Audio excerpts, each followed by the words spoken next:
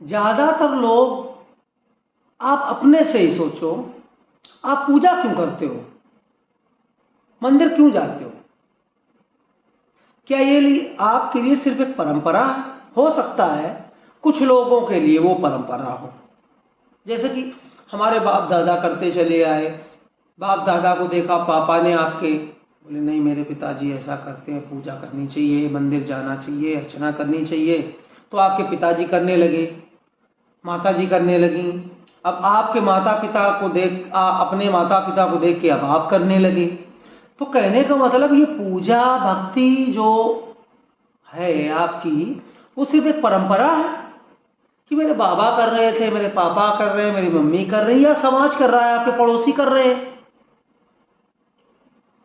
आप खुद से पूछो कि आप वाकई में इसीलिए कर रहे हो, या हो सकता है कारण और हो सकता है आप इसलिए ईश्वर के पास पूजा और भक्ति करने जाते हो कोई इच्छा लेकर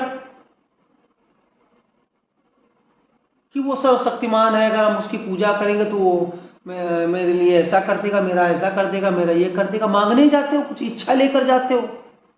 हाँ, कुछ लोग ऐसे भी हो सकते हैं कि चलो पूजा करते हैं, चल के भगवान से ये मांगना है, भगवान से वो मांगना है, हमेशा मांगने के लिए चले जाते हो तुम लोग।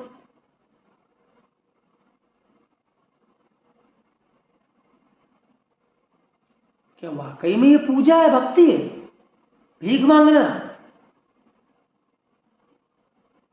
आपके अंदर जब तक वो भाव ना होगा, प्रेम ना होगा ईश्वर से, प्रेम का मतलब समझते हो भी हो या नहीं? अगर आप ईश्वर से प्रेम नहीं कर सकते तो उसकी आप भक्ति नहीं कर सकते।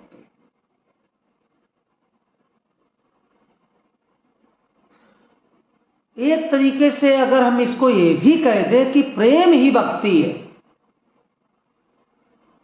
तो अतिशयोक्ति नहीं होगी इस चीज में, क्योंकि जो आप कर रहे हो उससे तो कहीं ये प्रेम ही बेहतर है। सिर्फ इसलिए कि बाबा कर रहे थे, पापा कर रहे थे, मां कर रही थी, दादी कर रही थी, समाज कर रहा है और हम भी करने लगे, बिना कोई कारण जाने।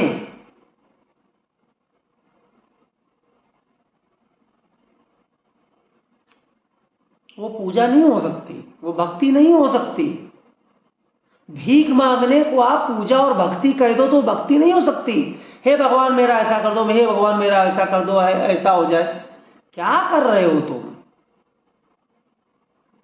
5000 साल से लोग पूजा प्रार्थनाएं कर रहे हैं, जैसी मैंने ये अभी बताई वैसी।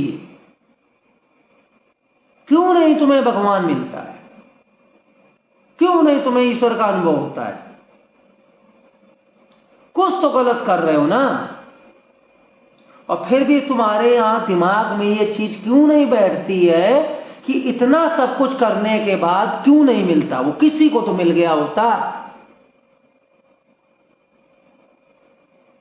ईश्वर है, मैं फिर कह रहा हूं है वो। हर चीज को पाने का एक पात्रता होती है,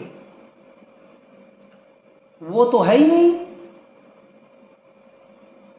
इसीलिए तुम उससे दूर।